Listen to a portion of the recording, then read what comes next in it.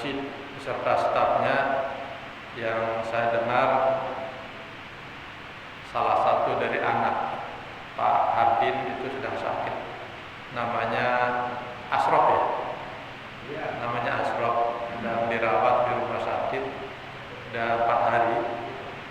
Kita melalui majelis ini, melalui pengajian ini, mohon keikhlasan jamaah ikut mendoakan kepada Ananda Asrof yang sedang terbaring di rumah sakit. Semoga berkahnya ngaji, berkahnya kitab, berkahnya majelis, berkahnya ilmu, berkahnya surat Fatihah yang akan kita baca bersama. Semoga penyakit yang dialami, yang diderita oleh Ananda Asrof segera diangkat oleh Allah Subhanahu wa taala, disehatkan badannya, dilancarkan segala pengobatannya, dan bisa kembali ke rumah dalam keadaan sehat walafiat, bisa sekolah kembali, bisa bermain dengan temannya kembali, dan semoga selalu dijaga kesehatannya oleh Allah Subhanahu wa taala. Biridha'illah wa li syafaati Rasulillah. Susun ila hadrati Asraf bin Hardin. As'alukal barakah wal karamah wa syafa'ah wal ma'unah was salamah was sihhah wal afiyah. Allahumma shfi anta syifaan la yughadiru saqman. Syai'un lillahi lahu al-Fatihah. Alhamdulillah. Ar-Rahman Ar-Rahim. Iya. Ihdinas siratal mustaqim. Siratal ladzina an'amta 'alaihim ghairil maghdubi 'alaihim waladdallin. Yang saya hormati para jamaah Masjid Al-Ikhlas, ada Pak Syarif, ada Pak Rosidin, ada Pak Heru, ada Pak Isyam, ada Pak Jayadi, ada Pak Fatur, Pak Hardin, dan Pak Koko. Saya udah mulai ingat namanya. Asal ingat baju Koko ya itu. Nah, yang sebelahnya Das D ya. Ya. Das ya, Das Miri. Ya.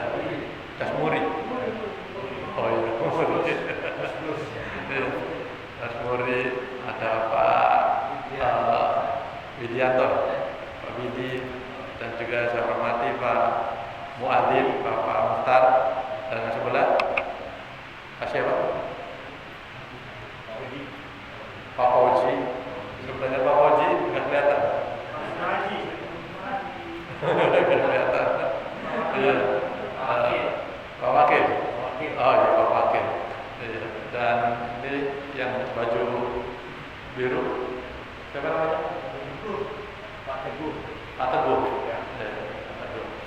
Para bapak-bapak semua yang tidak bisa saya sebutkan namanya satu persatu, karena demikian tidak memakai rasa hormat dan takdim saya kepada jamaah sekalian. Puji syukur alhamdulillah kita panjatkan kepada Allah atas kudrah dan iradahnya, kita dapat ketemu lagi di masjid ini, masjid yang kita cintai dalam rangka ta'limul ilmi. Malam ini kita akan ngaji tafsir Ibnu Katsir. Kemarin saya menjelaskan tentang eksistensi Allah sebagai zat yang menciptakan manusia. Karena itu adalah suatu prestasi yang tidak bisa dimiliki oleh Tuhan-Tuhan lain. Tuhan lain ada Wisnu, Siwa, Brahma, ada Yesus.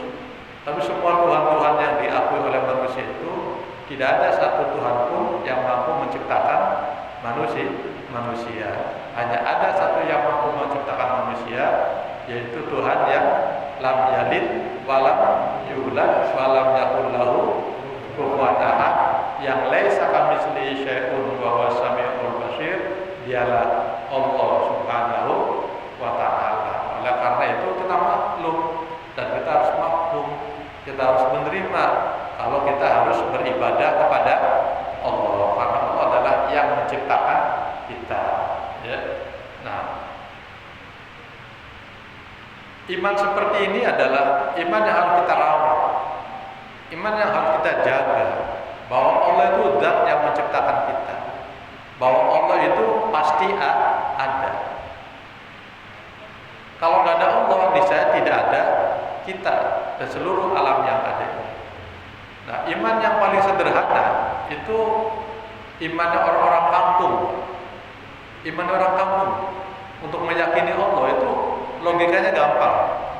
Di sini sampai dijelaskan ya. Di kitab ini, di dalam kitab tafsir Ibnu Katsir ini, ada orang kampung, orang Badui. Orang Badui itu orang pelosok, orang gunung lah.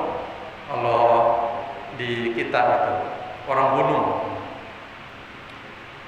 Orang gunung itu ditanya, ya, apa dalilnya kalau Allah itu ada? Mad dalil ala wujudi Rabb Ta'ala. Apa dalilnya kalau Allah itu ada?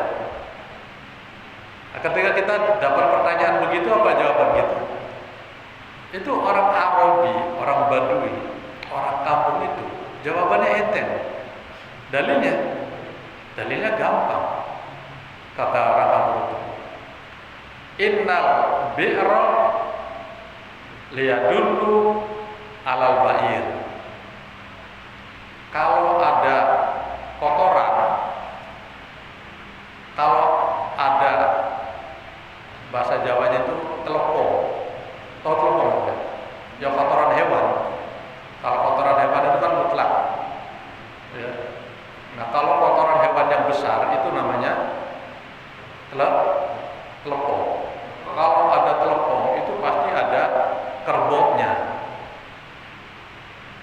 Kalau ada kotoran hewan itu pasti ada hewannya. Gak mungkin ada kotoran hewan kalau tidak ada hewan. Ini jawaban orang kampung di kitab ini. Wa inna asara aqdam latadullu 'alal masir. Kalau ada bekas telapak kaki, niscaya itu pasti ada orang yang pernah lewat. Itu logika yang dibangun. Ya. Kalau ada bekasnya kendaraan, pasti ada kendaraan yang lewat di situ. Ya. Itu demikian mudahnya memahami kalau Allah itu ada. Maka dia bilang, pasama dzatu afraj. Adanya langit itu karena ada yang menciptakan. Gak mungkin tiba-tiba ada langit kalau tidak ada yang menciptakan. Adanya bumi itu juga karena ada yang menciptakan. Gak mungkin ada bumi kalau tidak ada yang menciptakan. Adanya laut dan semua yang ada di permukaan bumi, gunung, udara, api, itu karena ada yang menciptakan. Nah, zat yang menciptakan itulah yang kemudian disebut Allah Subhanahu wa Ta'ala. Masya Allah. Kalau guru tauhid saya itu pernah ngajarin begini. Apa dalilnya kalau Allah itu ada? Kan sifat wajib bagi Allah yang pertama itu apa? Wujud. Ya, wujud itu apa artinya? Ada wujud, qidam, baqa, mukhalafatu lil hawadisi, qiyamu bi nafsi, wahdaniyah, qudrat iradah, ilmu hayat sama, basar alam qadiran muridan, aliman hayyan sami'an basiran mutakalimman. Sifat wajib bagi Allah yang pertama itu adalah wujud. Wujud itu apa artinya? Ada. Apa buktinya kalau Allah itu ada? Guru saya, guru tauhid saya itu memahami itu gampang sekali. Beliau bilang begini, bukti kalau Allah itu ada, ditanyain sama kamu, jawabannya gitu. Bukti kalau Allah itu ada ditanyakan sama kamu. Saya ajak berpikir, jamaah. senam otak. Ini mungkin pelajaran yang belum pernah Bapak dengar dari ustaz-ustaz lain. Saya ulang pertanyaannya, apa buktinya kalau Allah itu ada? Buktinya ditanyain kamu. Mikir kamu, kok ditanyain saya? Tanya. Buktinya kamu nanya. Kalau Allah itu ada. Kalau Allah itu nggak ada, ngapain ditanyain? Bener nggak Pak?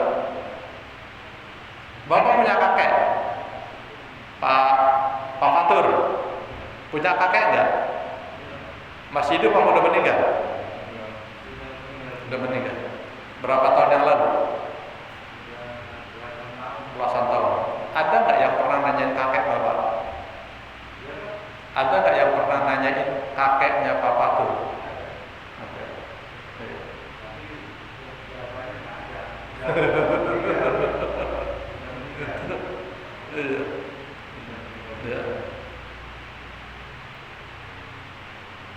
Kalau sudah tidak ada, itu tidak lagi ditanyakan.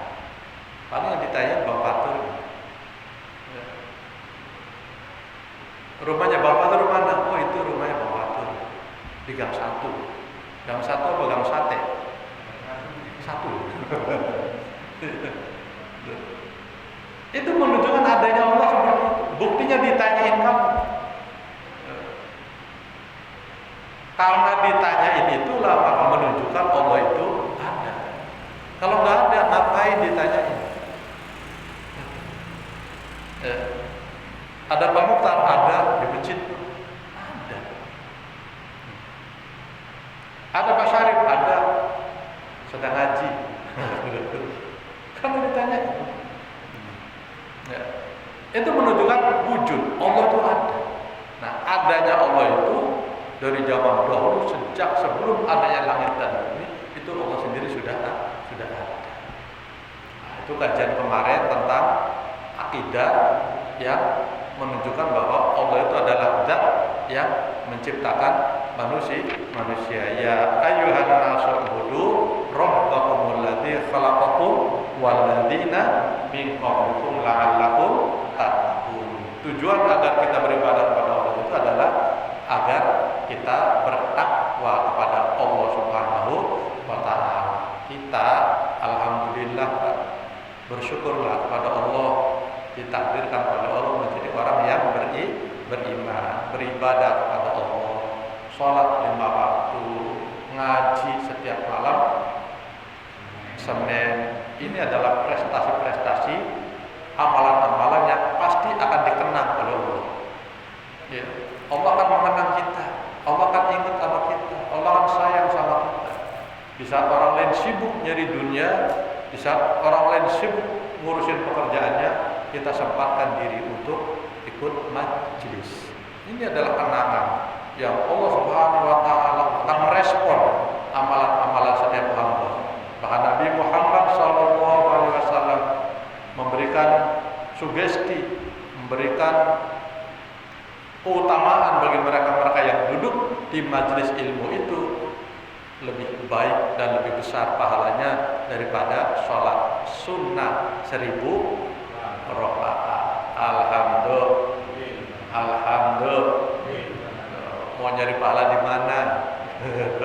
Duduk di majelis ini itu lebih besar pahalanya daripada sholat 1000 rakaat. Masya Allah.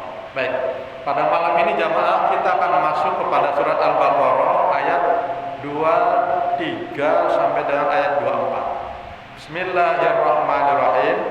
Wa in kuntum fi raibim mimma nazzalna ala abdina fa'tu bi suratin min misli wad'u syuhada'akum min dunillah in kuntum shadiqin.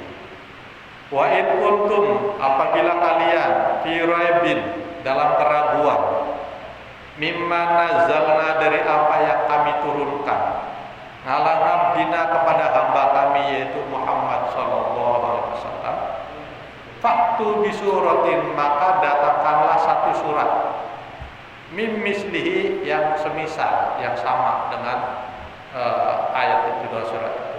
Wad'u syuhada'akum, dan kumpulkanlah konco-koncomu, teman-temanmu, pendukung-pendukungmu, min dunillah, selain Allah, in kuntum sholihin, apabila kalian itu memang benar.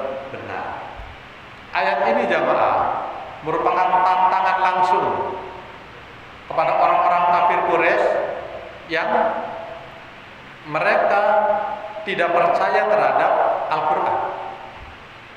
Mereka berpikir Al-Quran itu bukan dari Allah.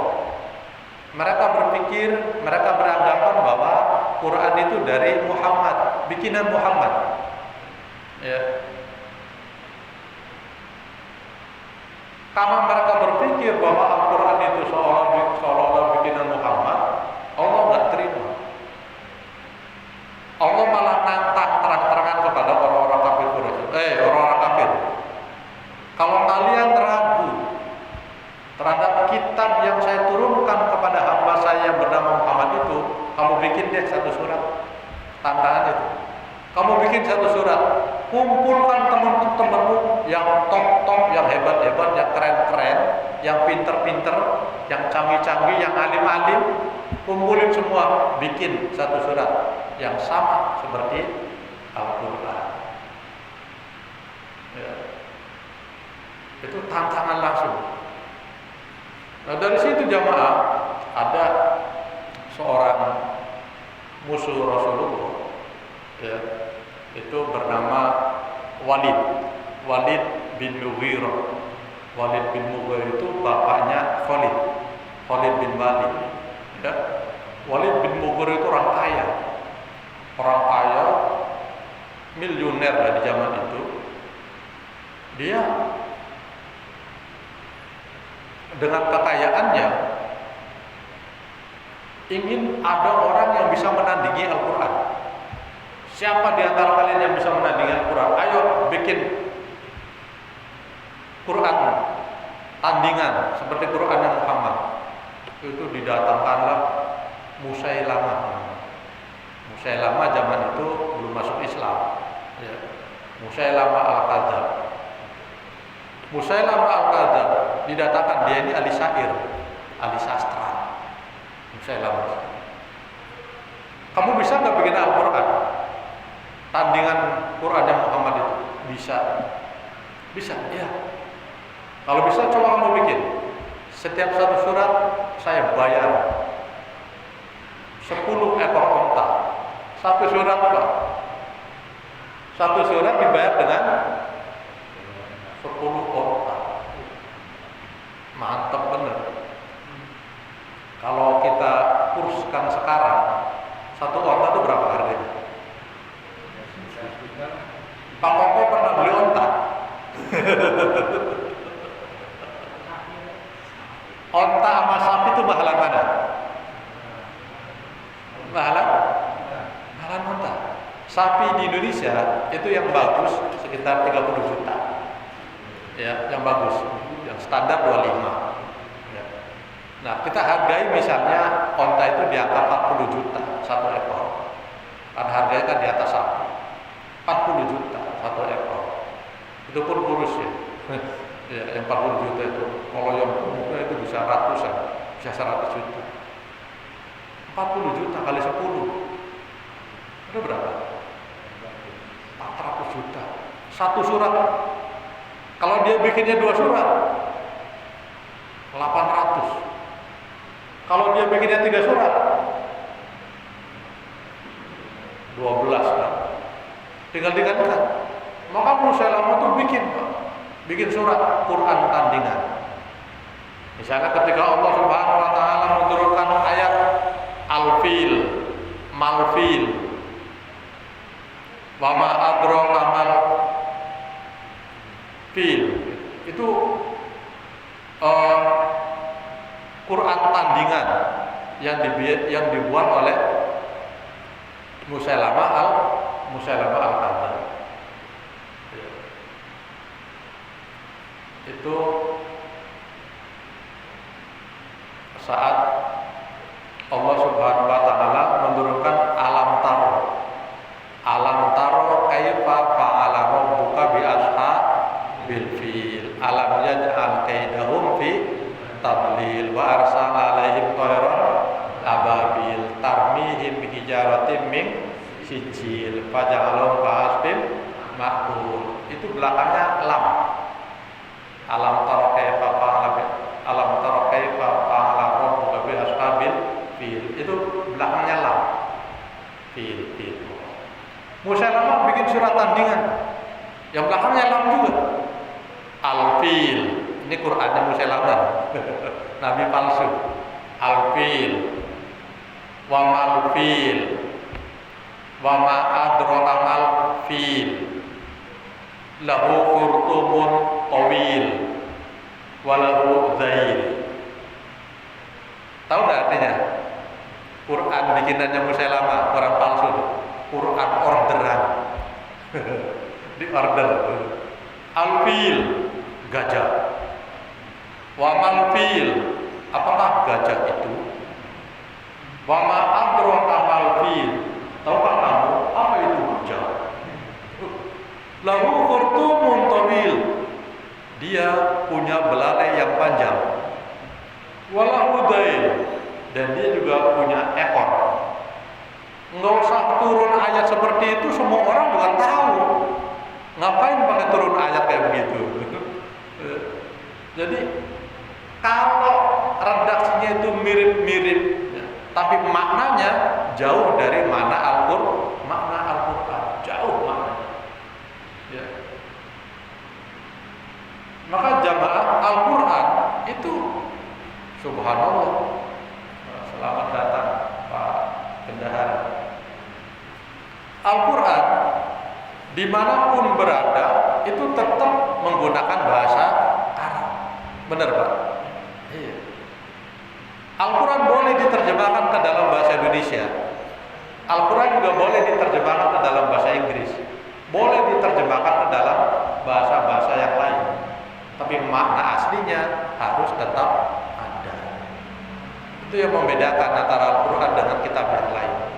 Kalau kitab yang lain itu berubah jamaah. Ya. Orang Kristen punya kitab namanya Injil. Betul. Bahasa apa? Ketika ada di Indonesia bahasa apa? Bahasa Indonesia. Ketika ada di Inggris, bahasa Inggris. Ketika ada di Jawa, bahasa Jawa. Ketika ada di Belanda, bahasa Belanda. Naskah aslinya ada nggak?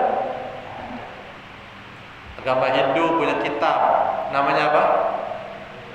Weda. Agama Buddha juga punya kitab. Apa namanya? Tripitaka. Agama Hindu, agama Buddha, agama Yahudi juga punya kitab. Apa namanya? Taurat. Agama Zoroaster itu juga punya kitab, namanya Zen Avesta. Aliran kebatinan di Jawa itu juga punya kitab. Kitabnya apa? Serat Centani Budaya Jati alias Darmo Gandul. Darmo Gandul itu kitab aliran kepercayaan. Insyaallah. Tapi kitab-kitab bikinan manusia itu gampang ditiru. Tapi Al-Quran, sejak Al-Quran itu diturunkan sampai hari kiamat nanti, Al-Quran tetap naskah aslinya itu murni. Inna nahnu nazzalna dzikra wa inna lahu lahafidun. Kami yang menurunkan Al-Quran, kami juga yang akan menjaganya. Al-Quran itu dijaga oleh Allah. Cara jaganya gimana? Dihafalkan oleh orang-orang Islam. Ya. Maka orang-orang Islam yang hafal Quran itu adalah mereka berkontribusi besar menjaga kesucian dan kemurnian Al-Quran. Satu-satunya kitab di dunia yang dihafal oleh umat itu Al-Quran. Ada orang hafal Injil? Nggak ada. Ada orang hafal Taurat? Nggak ada. Tapi orang hafal Quran itu tiap tahun pesantren-pesantren melulusi ngurusin santri-santrinya penghafal Al-Quran. Nah, Musailamah Al-Kadzdzab mendapatkan orderan itu untuk membuat Al-Quran tandingan. Nah, ketika Allah Subhanahu wa taala menurunkan surat Al-Asr, wal asri innal insana lafi khusr illal ladzina amanu wa 'amilus sholihat wa tawashaw bil haqq wa tawashaw bis sabr. Itu belakangnya apa? Itu Musailamah bikin lagi Pak tandingan surat Wal Asr. Iya. Apa bikin tandingannya? Nih di kitab ini ada nih. Quran tandingan. Ya.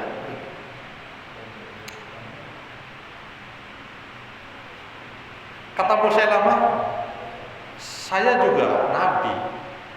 Saya juga menerima wahyu yang sama seperti wahyu yang diturunkan oleh Muhammad.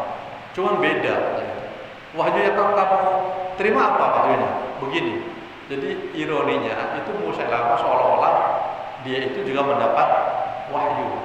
Yang itu kemudian Musailamah termasuk nabi palsu. Ya. Apa itu? Ini dia. Faqala ya wabir innama anta adnanu wasodar wasairuka hakor wafakor. Itu ayatnya, ayat yang dikeluarkan oleh Musailamah nandingin wal asr ya wabar innama anta adnanun wasodar wasairuka hakor. Quran palsu buatan Musailamah. Jadi dia memang Musailamah itu ahli sastra. Dia tahu bagaimana uslubul lughatil arabiyyah. Kalau belakangnya ro ya ro semua. Kalau belakangnya lam semua. Tapi secara makna itu jauh dari tuntunan agama. Ketika ayat yang turun misalnya alam nasroh laka sodroh bahwa dokna angka wizroh, Musailamah juga bikin ayat tandingan. Ayat tandingannya adalah ad-dibda mad-dibda wama adroka mad-dibda. Jelasin tentang kata. Apa itu kata? Tahukah kamu apa itu kata? Surah-surah tandingan ya, Masya Allah itu. Nah, ini jamaah dari zaman dulu. Sejak Al-Quran itu diturunkan, Allah sudah memberikan tantangan bagi kalian yang mampu membuat surat yang sama dengan Al-Quran. Silakan kalau kamu bisa bikin surat yang sama. Kalau kamu nggak percaya kalau Al-Quran itu seolah-olah bikinan Muhammad, Al-Quran itu asli dari Allah. Makanya inilah sirnya, rahasianya kenapa Nabi itu disebut dengan Nabi yang ummi. Nabi ummi itu apa? Gak bisa baca, gak bisa menulis. Nabi yang statusnya ummi, gak bisa baca, gak bisa nulis, itu menerima wahyu dari Allah langsung. Ya. Kalau Nabi bisa baca, bisa nulis, tuduhan orang kafir semakin jadi. Kalau Al-Quran itu bikinan Nabi Muhammad. Ya. Maka Nabi disebut dengan An-Nabiyil Ummi, Nabi yang ummi. Ummi itu orang yang statusnya sama persis ketika baru lahir dari rahim ibu. Polos, anak yang baru lahir dari ibu. Polos nggak dia? Polos, bersih nggak dia? Bersih. Nggak ngerti apa-apa. Nabi itu ummi, polos. Dan semua kehidupannya itu dipasrahkan kepada Allah. Apapun yang dihadapinya itu hanya Allah. Selalu sandarannya ke sana. Dan Nabi itu jarang mikir juga. Karena pikiran Nabi itu selalu dituntun oleh wahyu. Nabi. Salah satu nabi nggak mikir, nabi itu nggak begitu terbebani dengan hal-hal yang berat itu dalam kehidupannya. Itu beliau santai menghadapinya, ya. Mati. Apa baterainya habis? Gitu. Biasanya Pak Sigit yang ahli kotak-atik gitu.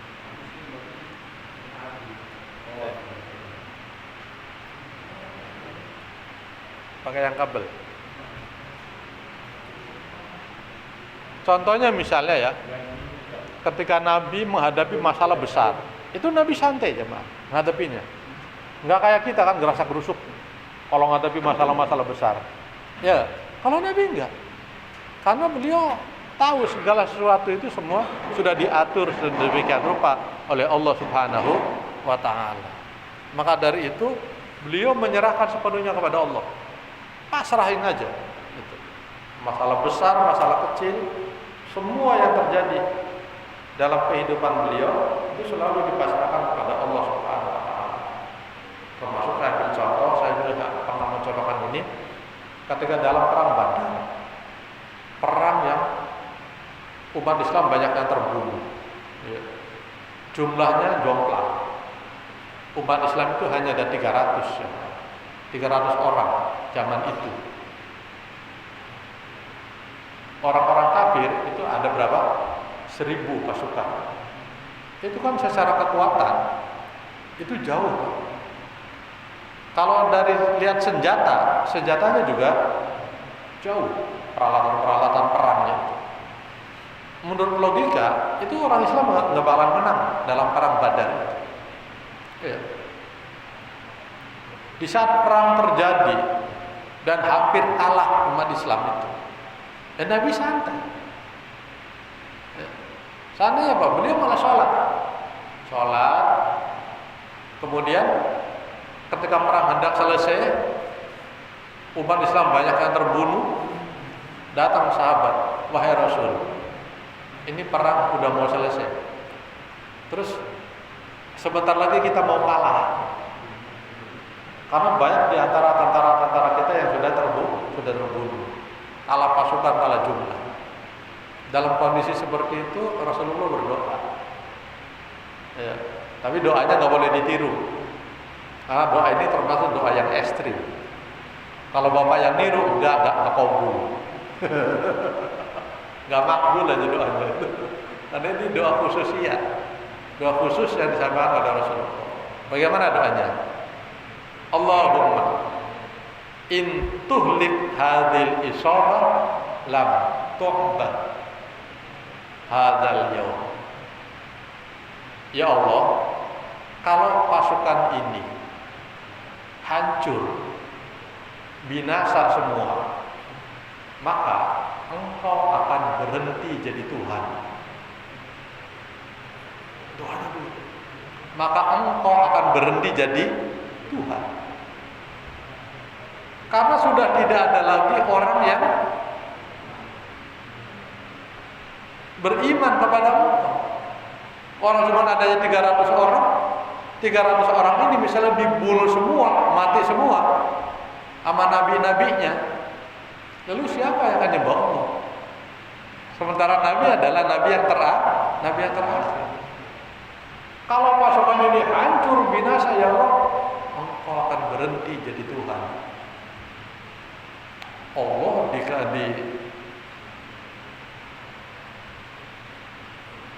kumandangkan doa itu kaget. Kalau kita bahasan kaget, masa gua mau pensiun? Enggak. Ini nggak boleh terjadi. Ini nggak boleh terjadi itu. Malaikat turun doa ke bumi, bantu Muhammad hancurkan orang-orang kafir. Malaikat langsung turun jemaah. Masya Allah. Apa yang terjadi? Kata sahabatnya itu perang. Saya bacok orang kafir. Itu pedang belum sampai ke lehernya, itu leher orang kafir putus duluan. Padahal saya yakin gak nyampe pedang saya. Itu putus dulu. Dan saya nggak tahu dari mana itu pasukan sedemikian banyak. bawa kuda pakai pakaian putih. Terus kalau di Indonesia kayak Pangeran Diponegoro gitu. Oh, undang-undang, baunya wangi. Itu orang kafir pada bergelundungan, jatuh berguguran, darah secara kemana-mana. Sampai akhirnya pasukan itu, peperangan itu dimenangkan oleh Rasulullah bersama pasukan. Subhanallah, alhamdulillah, wala ilaha illallah, wallahu akbar. Ya.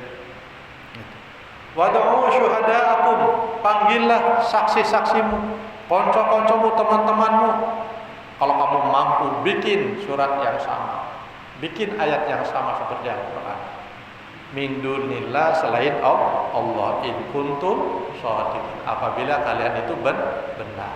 Ternyata mereka nggak mampu membuat satu ayat atau satu surat yang sama seperti Al-Quran. Ya. Fa illam taf'alu, ini jawabannya. Fa illam taf'alu, apabila kalian tidak mengerjakan, walan taf'alu, dan tidak melakukan, fattakunna, maka takutlah kalian pada neraka. Neraka itu apa? Allati waquduhan nasu wal hijarah. Bahan bakarnya neraka itu adalah batu dan manusia dan batu. Manusia-manusia yang kafir itu rombongan Abu Jahal, Abu Lahab, Walid bin Mughirah. Itu orang-orang kafir itu bahan bakarnya dia tuh. Ya, Namrud, Fir'aun, itu dia tuh yang jadi bahan bakar. Sama batu-batu. Batu itu Pak. Batu itu wakilah, yang dimaksud hijarah itu adalah berhala-berhala. Berhala-berhala yang dijadikan sesembahan oleh orang-orang kafir itu menjadi bahan bakarnya api neraka.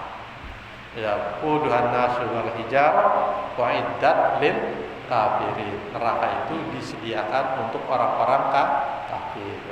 Nah, setiap Allah Subhanahu wa taala menjelaskan eksistensi neraka, itu pasti wa'iddat lil kafirin, disediakan untuk orang-orang kafir. Enggak ada satu ayat pun yang menjelaskan neraka itu untuk orang-orang beriman. Nggak ada.